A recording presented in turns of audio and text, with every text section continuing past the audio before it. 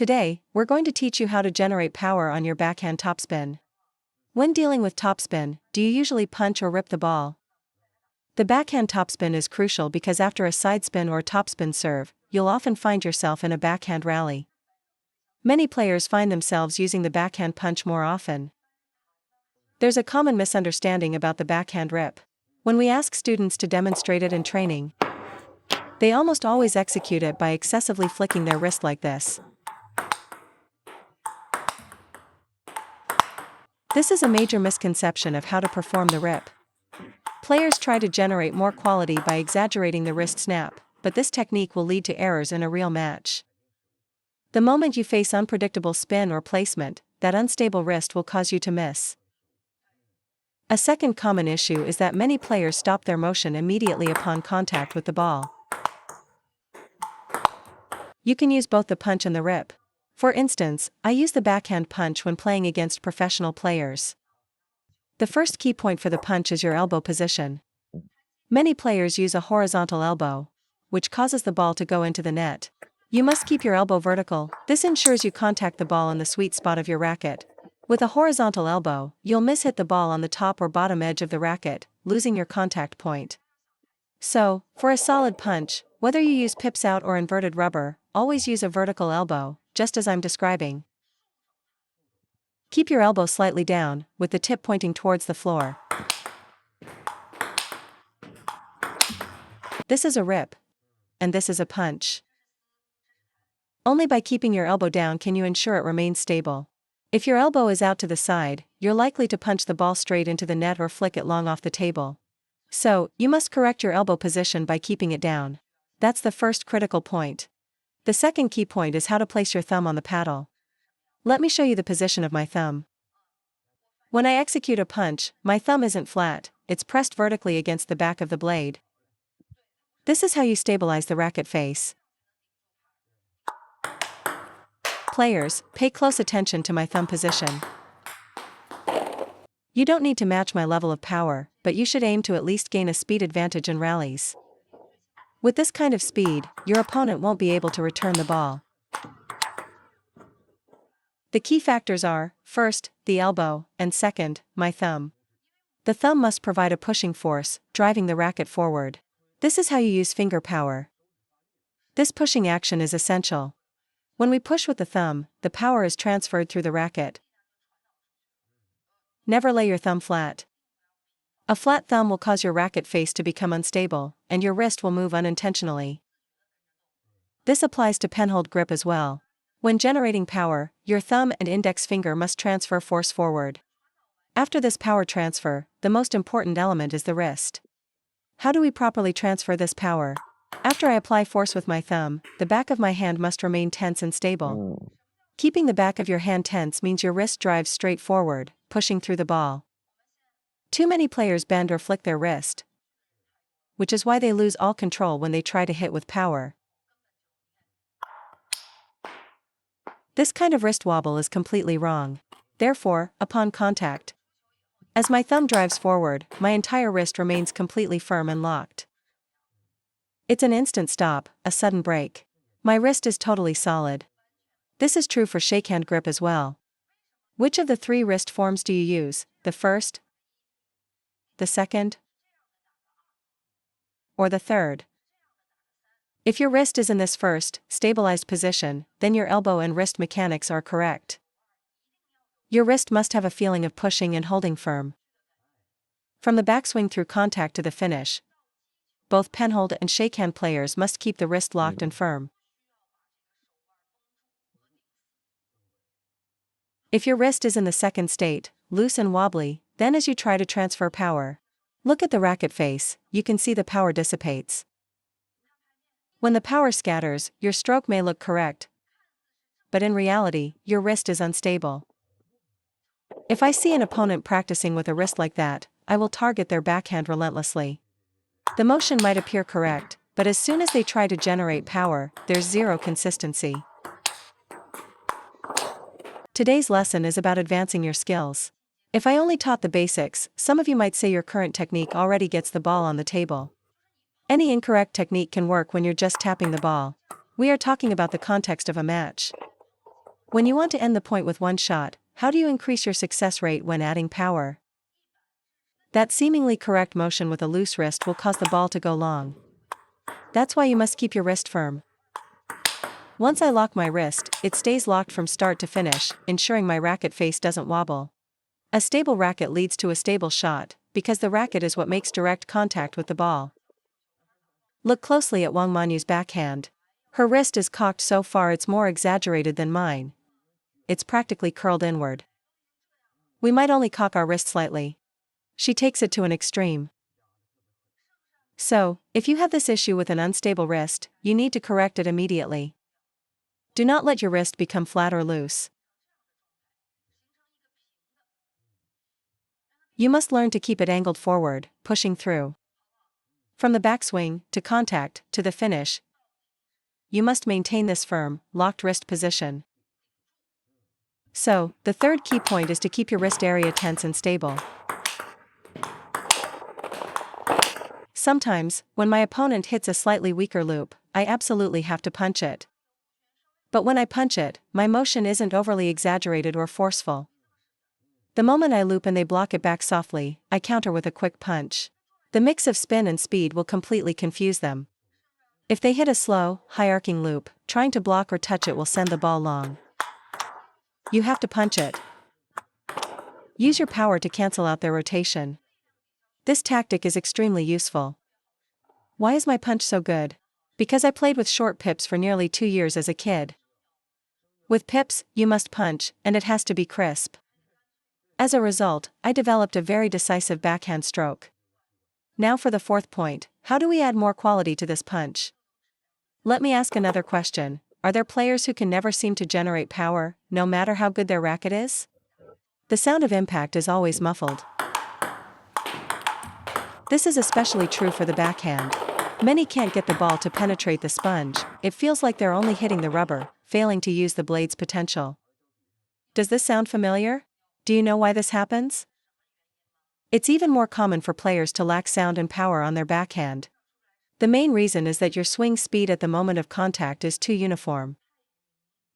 If I use the forehand as an example, a fast backswing, fast forward swing, or a slow backswing, slow forward swing, both lack power. But watch this, a slow backswing into a fast forward swing. That's where the explosive speed comes from. The backhand is the same. Not fast fast, or slow slow, but slow to fast. That change of pace is everything. This acceleration is critical. Why do we struggle to lift backspin? Watch elite athletes, their motion is relaxed, then an instant grip squeeze at contact. Even if I don't use full force, that explosive squeeze is extremely fast. It creates a clear acceleration. Why do our practice shots fail in a match? Because we get tense, and the opponent's placement is unpredictable. So we rush with a uniform swing speed. If their push is heavy, our uniform swing will just feed right into their spin. You must learn to accelerate. As you prepare to hit, you need to change your pace and whip the ball. This way, no matter how heavy the spin is, you won't hit it into the net due to tension. If you want to handle any speed or spin without making an error, you must have this change of pace. All power generation, which creates speed and spin, comes from a very slow, relaxed backswing that transitions into an explosive, maximum acceleration. The second reason you can't generate power is that without professional training, your swing speed might naturally be insufficient. So how can we increase the speed? Think of it like boxing. On your backswing, you pull your fist in, on your forward swing, you throw the punch. Why can't we generate force? Because during the backswing, you're not bringing your arm in compactly. Right now, your arm is already extended. You have to bring the fist in before you can punch it out. This applies to both forehand and backhand. If your arm is already in the finished position, how can you generate power? You must bring it back in. It's like pulling back the fist, then punching out. Pull back, punch out. That is how you generate power. And I'm talking about active power generation, which is our focus today. Much of what you might have learned before is about using the opponent's pace, like blocking or redirecting the ball. When you want to generate your own power, you must feel the fist come close to your body. Your forearm should be near your torso, then rapidly extend forward and retract. That creates the space for acceleration. It's the same for the forehand. Power is lost when the backswing is too wide. The swing becomes just a big arm motion. You need to keep the arm slightly tucked in. For a topspin shot, this compact form allows you to feel that distinct acceleration into the ball. Third, how do we add power? We need to hit the ball at the peak of its bounce. I've said this before, to find the rhythm for topspin. The moment the ball hits the table, that sound is your cue to start your forward swing. See? I start my swing, and my timing is perfectly synchronized with the ball at the peak of the bounce. Some players hit the ball too late, after it's already started dropping, which gets them jammed. They only start their backswing when the ball is already on them, while others swing too early and miss the ball completely. You can't generate power this way either. Incorrect timing won't work. Let me show you how critical this rhythm is. The bounce is your cue for the backswing. Listen to the sound of the ball on the table. My timing is very good, and I can even vary it intentionally. You need to train your ears. The instant you hear the ball bounce, initiate your forward swing.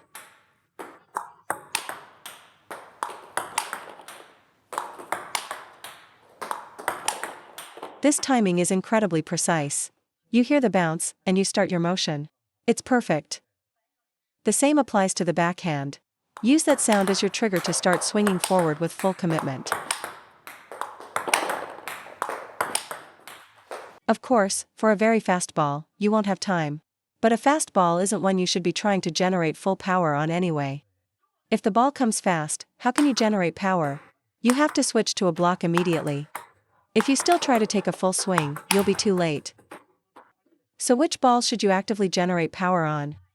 The ones that are a bit slower and higher. We are focusing today on actively generating power against topspin. This is completely different from hitting backspin or high balls. The feeling is totally different. We are referring to the main power shots during a flat, topspin rally. So, find the peak of the bounce and commit to your power shot. The final key point, when you generate power, can you keep your structure stable? Your shoulder, elbow, and wrist must be locked in place. Let me demonstrate in slow motion. This is my exact posture at the moment of impact. I just do it much faster.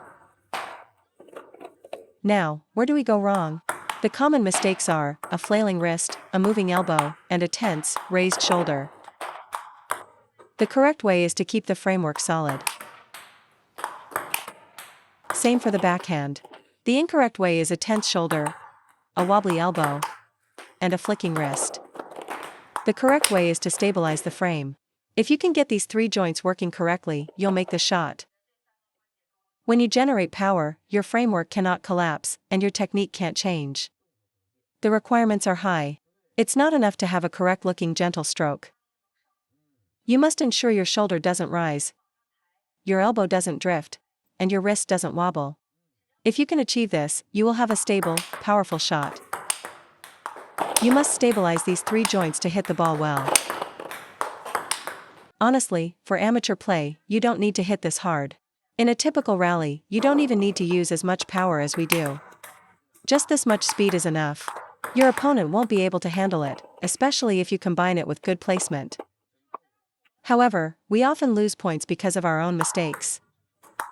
For example, when you move to your forehand side, your elbow starts to move. Look closely at why he missed that shot. Watch his elbow. It drifted forward with his body and didn't stop. That is instability. Even pushing forward slightly is considered instability. The stroke might look correct, but it results in the ball going long because he didn't stop the motion. Even the slightest deviation will cause an error. Many players also have a problem with shrugging their shoulders. For example, why does your shot go long?